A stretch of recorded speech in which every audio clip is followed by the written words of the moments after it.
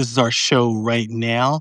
I'm joined now by Adam Bonica. He's a professor of political science at Stanford University. He also writes this excellent Substack and blog called On Data and Democracy, where he uses data but talks about these sort of core democracy issues that we're all grappling with. So, Adam, welcome. Oh, thanks. Thanks for having me, Perry. So I want to start. You wrote a piece a few months ago that I really want to zone in on, which is basically arguing that there's the opportunity for the Democratic Party is to become a party sort of fixated on being the anti-corruption party. So when you say anti-corruption, describe what that means for people, first of all. So that's a broad set of things that anti-corruption can mean. It's in the context of what we're looking at now in American politics. It's pretty much everything. Like we're looking at an administration that Steve Levitsky, who is a very prominent political scientist, is the author of on how democracies die, has said, the Trump administration is the most basically openly corrupt regime that he has ever seen. And you see this as a through line through pretty much everything we see, especially within the second Trump administration. Part of the reason that I think this moment points towards the politics of anti-corruption is twofold. One, just sort of having a cursory knowledge of how authoritarian regimes worldwide are successfully challenged. There's very few examples where anti-corruption was not either the main pillar of the anti-authoritarian movement or at least a very key part of the component. Now, most recently, we saw in Nepal, right, an authoritarian regime that was very quickly overthrown and replaced by an anti-corruption crusader. We have tons of other examples throughout history, including in Bangladesh in 2024, Slovakia in 2018, Malaysia in the one MDB scandal. I could go back and list like 30 different examples of this. It's pretty much, that's sort of where the starting point is. But it's also something that's very much in the DNA of American politics. Right? So if you go back to 2006 and the Culture of Corruption campaign, that was very much an anti-corruption platform that Democrats ran on. In 1994, you could argue what Republicans were doing was an anti-corruption platform. And then going back to the Watergate baby. So there's just a lot of empirical evidence backing this idea that anti-corruption is a very powerful force in politics. And I think there's a lot of evidence in the moment pointing towards a regime being extremely vulnerable to arguments about it being corrupt. You said you listed a bunch of countries where the authoritarian regime was defeated in part by anti-corruption message. Does that imply that authoritarianism sort of always involves corruption, or is there a sort of a formal tie or a formal study there? Yeah, I see it as corruption is sort of the Achilles heel of authoritarians, and it's frequently their downfall, as I pointed out.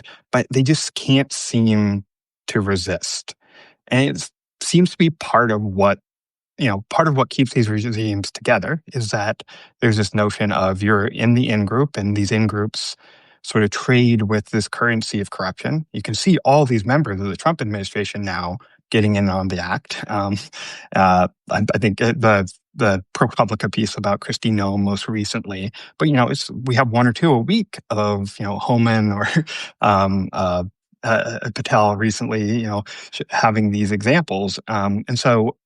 You do see these regimes, they almost always have a very strong component of corruption built into them, and it becomes a very huge vulnerability for them politically if it can be exploited by the opposition.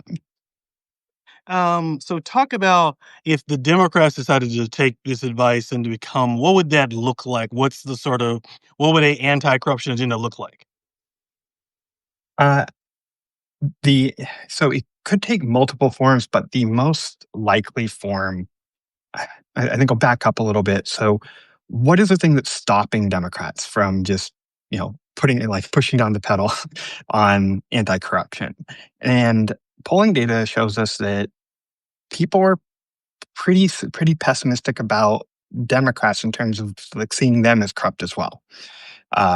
There's a recent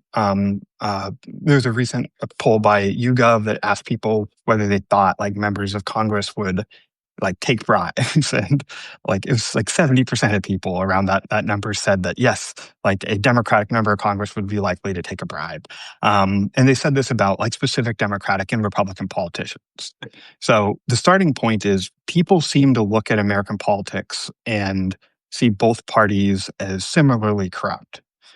It's an interesting observation because it's very clear that one party is much more openly corrupt than the other. But I think that points to, okay, so what might be driving what would seem like a false equivalence, but one that may have some like footing in in actual like how people like see and understand politics. And I think that's because of a lot of what we see as like legalized corruption. So campaign finance, for instance, it's hard to really differentiate between like a large donor having influence and that not being a type of corruption, even if it's legal. And I don't think a lot of voters necessarily make that distinction. And I don't think, honestly, that they should. I sort of agree with most voters that even these legalized forms of influence are forms of corruption. And so I would say the way that this would take place is one, it has to be a focal point, right? Like you have to talk about corruption. But the more importantly, for it to really stick, Democrats need to find a way to signal very clearly that they are not corrupt. They need to take very clear, probably costly action to show that they are different. They have not done that yet, but that I think is sort of the crucial step. If they can accomplish that, then they have one of the biggest sort of electoral openings I think any party has seen in our lifetimes. Give me examples of what actions they could take to seem really strongly anti-corruption. So I've been arguing and putting together sort of plans for how they could think about doing that. One is they need to clean their own house. So when we talk about things that like, congressional stock trading, people hate that. Voters hate it. There's no political advantage to supporting it, no electoral advantage for a party to say, we're not going to ban it. There have been efforts, and they have been blocked by leadership within the Democratic Party. Right. So, like, that's an easy example. Democrats just need to come out and say, well, like, we're not, like, we are against this. We're like, the whole party is unified against this. And those who don't, like, they're outside of the official platform and so forth. But how do you sort of get like, a broader sort of coalition of anti-corruption to sort of congeal within the Democratic Party? That's what the leadership is for. And I think the way that Democrats could do this is that they can run on something, you remember like going back to 1994, the Contract with America. That was a way for the Republicans at the time to signal that they were different than the entrenched, powerful Democrats. Right. Now Democrats have an opportunity to do something like that as well, where they could say, we're running on, here's a contract that if we take back office, here are the very concrete things we are going to do. And you can do most of these with just a speaker's power within Congress, internal rules. You can do a lot of campaign finance reform by saying members of our own party are going to be required to follow these sets of rules. They're not allowed to take or fundraise with big donors anymore. They're not allowed to trade stocks. They're not allowed to become lobbyists within, within 5 years or meet with them under like certain conditions. And if they do, they lose certain privileges. Like they're not considered for the committees they want to be on. They lose seniority. These are things that party leaders have done in the past, and things that a party leader could do in the future and say, this is our anti-corruption platform. This is how we're going to enforce it.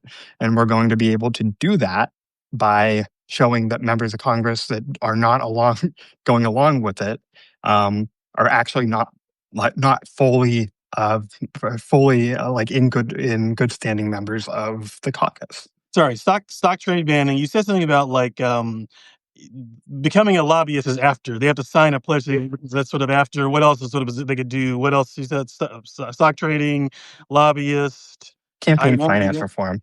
campaign finance reform, meaning they won't take money from billionaires or they won't take super PAC funding or. Well, I would say, okay, so Democrats would do way better if they just said, we're done with big money.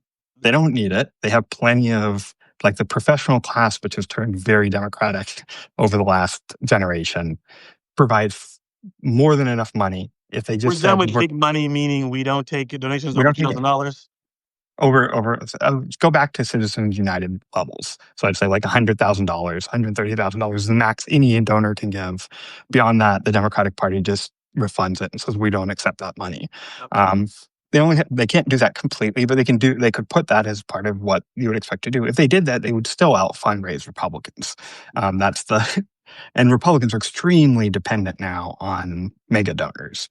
So you could do that. The other thing is cleaning up the other fundraising um, sort of environment that I have talked about it quite a bit in the past with sort of the way in which like the small donor and digital fundraising in the Democratic side is really scammy and sleazy with all these text messages and like this whole really like bad environment that a lot of candidates actually sort of either tolerate or take part in. The party needs to clean up these like very clear signals of we're not that much better on these issues to actually, make use of this sort of open lane and anti-corruption. So when you say corruption, you don't just mean I am caught on video exchanging government contracts for things like the sort of you mean something Yeah. deeper than Yeah. So I think when we think about corruption in sort of a legalistic standpoint, we miss the broader problem, which is you can legalize a lot of corruption. That's what's been happening in American politics over the last 50 years. You can see this. This is sort of a through line of, I've studied the legal system in the U.S. as sort of this avenue of power for corruption and wealth that's not accessible to most of the population, but allows, wealthy people and corporations to get a lot out of the system that they otherwise wouldn't be able to. Uh, it's all legal, giving some like mega donors are totally legal in like how they in donating in money. Like no one's saying that people are giving these donations are like are doing anything illegal, but it is corrupt. And so I just see that as sort of a framework. Just because it's legal doesn't mean it's not corrupt. And those are the types of things that I think upset voters more than anything else. Let me ask, I guess my worry about this is that we already have polls showing everyone thinks politicians are corrupt. So are we going to make that worse if we have every Democratic saying politics is corrupt? Or is your point that they will be saying it's corrupt, but also changing it? Yeah, it's sort of like a coming clean. Parties can reinvent themselves. Okay. This is and that's the only real way that parties really, spark realignments in American politics. They make conscious decisions, say that we're going to move forward in a different way. There's also, I think, very strong contingents within the Democratic Party that are already very aligned with this and already very upset. They've been part of Democratic politics for quite some time. So, given how bad things are, like I guess it would be sort of like saying, um, stuff's like we shouldn't talk about stuff being too expensive because polls say that people are really concerned about affordability. Well, there are like a number of polls now that show that corruption shows up higher in terms of people's concerns about both government and general concerns than even affordability, which is sort of wild. I mean, anytime it shows up on a poll, people are they just they express a really strong opinion about it. So again, I think if you were a party that said, look, we see the problem, we have a plan on how to fix it, and we're going to make those costly actions internally. We can't force Republicans to do it, but we can do it ourselves. That would be a really strong message. So the barrier to this is probably how do we talk about this? Like Michael Bloomberg probably wants a Democratic Party that takes money from billionaires. So is the problem billionaires or sort of the ideology of people like Michael Bloomberg? Are those the same thing? Different words, yeah. I mean, they're not exactly the same thing, but they're clearly overlapping in terms of the problem that the Democratic Party faces. We couldn't have had a clearer lens to see this through than what we saw in the New York mayoral race, right? So Andrew Cuomo was sort of should have been banned from Democratic politics in the sense that like people knew he was corrupt. Yes. In a lot of ways. They knew that his type of politics was sort of toxic to a large percentage of the population. And, Mamdani showed a different sort of face of the Democratic Party. Uh, and I don't know, like that sort of division, like if the if the party was just like, it was sort of a status quoism versus reform. Like that was an undercurrent in that election. Cuomo was the status quo candidate, despite being a very weak candidate on every other sort of way you could imagine. But he got a lot of backing from, sort of billionaires within that environment. And so I see that as there's a lot more support money wise going towards maintaining the status quo. If you've made $1 billion in the US, that means the status quo has been pretty good to you, right? Like if you're, that's sort of definitional at some point. And so it's unsurprising to see that people who have done really well under the status quo may be more likely to want to protect it, even if that means supporting candidates that are, I would say, less than optimal in every other way. So I'll make an intro on myself, so you don't have to, is that my sense is like you could see this dividing the party, the anti-corruption message, dividing the party along this progressive centrist lane. But I would encourage the audience to look at a man named John Ossoff. The person who sounds Mm. most like Adam these days in politics is John Ossoff, who I don't think of as being particularly progressive or centrist and is in a swing state, but he also is very leaned into these corruption, which tells me this is not just an ideological thing. There's more there. Oh, absolutely. So this is the sort of secret sauce of anti-corruption politics. It is, it builds coalitions across the ideological spectrum. You don't like, progressives, yeah, they're going to get on board with They're sort of anti-corruption, intuitively more supportive. but Yeah. there's but so are centrists, so are a lot of disaffected conservatives, and most importantly, so are a lot of people who have sort of checked out of politics because they think both parties are corrupt. That's actually what we see very consistently with anti-corruption movements that are challenging authoritarians worldwide. Part of the reason they succeed is because they sort of move away from the traditional, like, here's like, left right politics in America, and say, no, we're actually going to open up a new front, and it's going to be inviting to anyone who cares about having good government, who cares about having not being ripped off by your politicians. These are very easy messages, and they're not messages that are ideological in the sense that we've come to think of ideology in US politics. They're about, fairness. I'm going to use just a little bit of rapid fire here. I want to compare anti-corruption to four other frames of what the Democratic Party should do. So give sort of short answers about what they should do. Can abundance fit into anti-corruption? Absolutely. There's no inconsistency between them.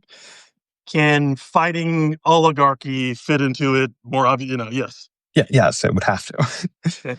Can affordability fit into that? Yes. Um, Corruption is also about inequality.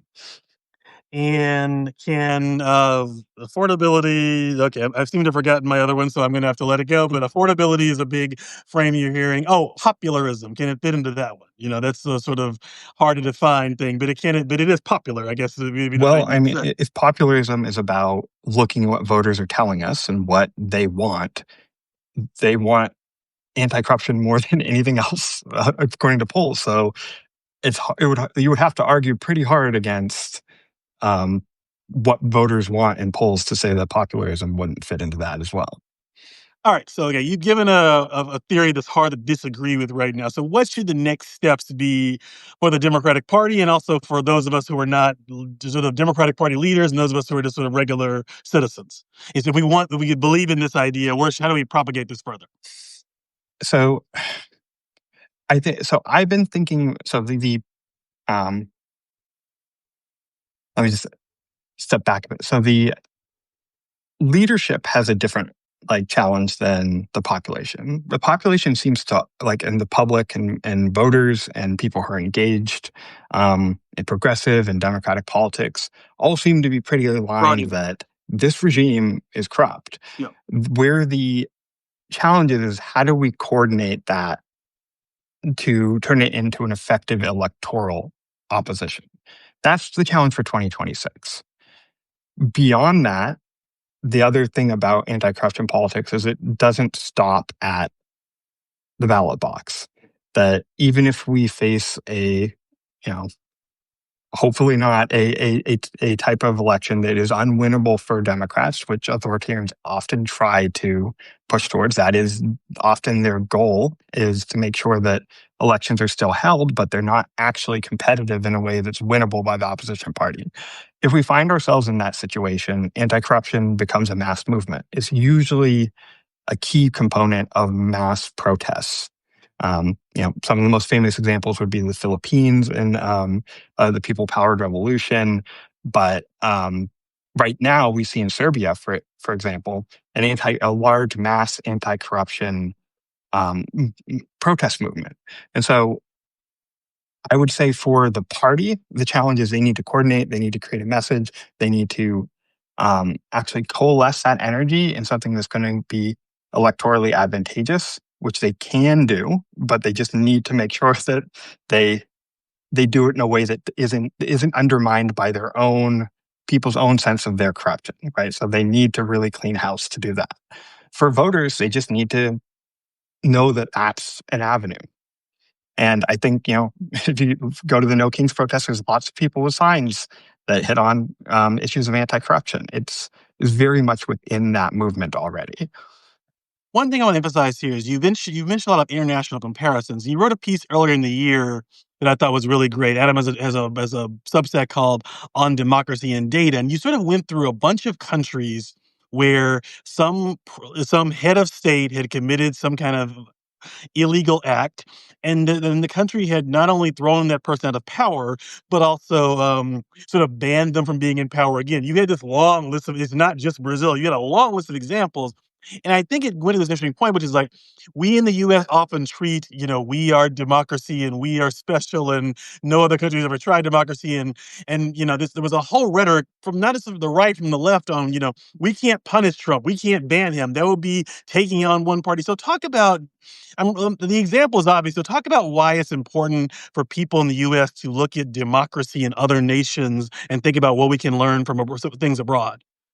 I mean, the simple answer is what we're facing in the US may feel exceptional to us, but to my colleagues who study comparative politics, they look at what's happening in the US and they're like, yep, that's like they're checking off boxes. They've seen this before. Other countries have been through this.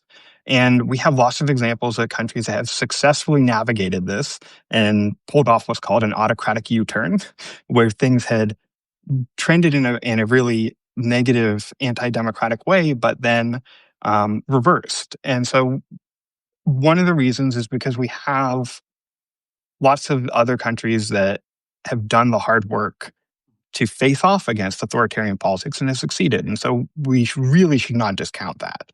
Uh, the other thing is that the US has been quite exceptional relative to pretty much any other democracy in how we've treated the powerful who have behaved in ways that were anti-democratic. As you mentioned, like I put together that list, it was 34 different prime ministers and presidents of countries. And this was only in the last 20 years. Like there would be a much longer list. And so I just compiled a list of all these examples of these national level leaders who had been convicted of a crime and what was the consequence. And in every single example, except for the US, which was the sole exception, the offending leader was either banned from running for office or imprisoned. The US was the only place where that didn't happen. And to be honest, if you look at the crimes that were committed by other leaders, Trump had done every single one of them, and for the most part, in a much more intense fashion. And so this whole like hemming and hawing we saw, I think it goes back to this notion of like there is this sort of elite protection norm within American politics. This idea that it was going to be too polarizing to go after a leader for the criminal acts and anti-democratic acts that Trump had committed out in the open. And the idea that, it's going to, pull the party apart. Well, every single country where you see that happen, the leader who's accused always says it's a political attack. Right. But the response is what matters. Like you have to hold the powerful accountable, and that's like that's sort of maybe the key example showing like wow, the US really should have looked at what other countries were doing when we were navigating that moment. The right thing to do was to move swiftly to bring like so early on in the Biden administration had that been a priority, and it should have been a priority, we would have had a we would have just been one of 35 countries who had done that, not the one country who didn't. Let me finish on two subjects. The first is you and Jay Grumbag, great political scientist at Berkeley, wrote a piece that got published in New Republic a couple days ago, arguing that Gen Z is actually very progressive, or the most progressive generation of the generations we have on racial issues, and this idea that there's a bunch of Joe Rogans is inaccurate. Talk about what you. Let me ask this first of all. We saw this drop in the youth vote for Democrats from 2020 to 2024 that led to all this, the young Gen Z men, white and non-white, are sort of Joe Rogan devotees. What did you make of that drop, and what do you explains that drop to you? So from what I can see in the data, that drop was largely a function of turnout dynamics. We saw a much bigger drop among, say, registered Democrats and also registered independents that are very likely Democrats who didn't vote in 2024 that would have voted or did vote in 2020. That's and Republicans saw no commensurate drop in that generation. So, like, often what we interpret as these electoral swings really are just who's turning out to vote. And you can predict a lot of political, like, election outcomes just based off of these turnout dynamics without having a single person switch parties or switch their vote. And so that's how I interpret largely. There is something odd going among something different happening among a subset of young men, and so I think that's also something that we need to recognize. But as a group, this notion that Gen Z has just done this U-turn from going from being the most progressive and most democratic generation that we had seen, all of a sudden the one that was the most Republican and conservative, that just doesn't add up. It also didn't show up in the actual exit polls of the data. It was just sort of a narrative that emerged. Uh, and I think that the like a more sort of data-driven look at what Gen Z believes and what they want out of politics points to in a very different direction. And let me close. You've been a part of this big debate about moderation, and like there's a term called war that I don't remember, but anyway, Yeah, the okay. details about. Well, let's come to So I think the core thing that I want to ask you about them is, like, I guess even I have, who's someone who's probably left ideologically in a way most people aren't, have always assumed that sort of the most, there's a lot to be gained by being the most centrist candidate. I may disagree with Joe Manchin on policy, but if we ran Joe Manchin everywhere, that would win the most seats, and that'd be great. And I think your data what you're arguing is like maybe that was true in 1992, but we've had a change. Is that the benefits of moderation have went from pretty big to, is that the right, have went from sizable to almost zero? Explain what the argument is here. And so the core of the argument is actually partisanship has just become so dominant in American politics that it's near impossible to truly outrun your party. So, and what that means is that if someone shows up to vote and they're voting up and down the ballot, if that person's voting for the presidential Democratic ticket, they're probably going to vote for everyone down ballot Democrat. That's how things work these days. That wasn't true back in the 80s, right? There was a lot more ideological overlap between parties. There were liberal Republicans and conservative Democrats. And so you saw a lot more opportunities for someone to outrun their party. The crux of the argument is, you know, I have millions and millions of data points. Political scientists have been studying this for for generations now, and you know, unlike physics and political science, you don't find laws of the universe that are hold forever, right? Like you have to continually check them to see if they're still applicable to the political environment. The median voter theorem, which is this notion that if you move to the center, you do better in politics, has two sort of important caveats to it. One, people can't be pure partisans. which now we're in a moment where that is true for the most part. And two, turnout has to remain fixed, right? So a lot of what, even those theories, you go back and you read the early political science on it, the median voter theorem didn't even survive the original book that it was developed in, the Dowmesian theory of voting, because he came to this conclusion, well, if turnout changes, then the median voter isn't a fixed position. And so that's a lot of what we're seeing. The whole sort of wave cycle pattern that we see is this pattern of, if the turnout like surges on the Democratic side and doesn't on the Republican side, you see a wave election and you see all these swing districts swinging one way or another. That wouldn't happen in a world where voters were voting on individual candidates and not on parties. I mean, the bigger issue is like, this whole debate has ignored the last 30 years of very rigorous political science research on this question. And and that, I think, was one of the more frustrating aspects of it, because political scientists have found consistently over the last decade or two that this effect was really small. There is still a small persuasion effect for moderation, right? Like, you can do a little bit better in your district relative to your party. But for a major ideological shift, moving from, say, like with the center of the party to where Joe Manchin is, you can expect to get about half a percentage point in vote share. So how many districts would that swing? Well, zero. It's like, and all the districts that we have that were swing districts in 2024 had moderates running in them anyway. And so this strategy, the problem with it is, as a party strategy, it's tapped out. There are no gains left to be had. And those gains that would be had if you had a bunch of progressives perhaps running in those districts are just not like, they're they would be small anyway.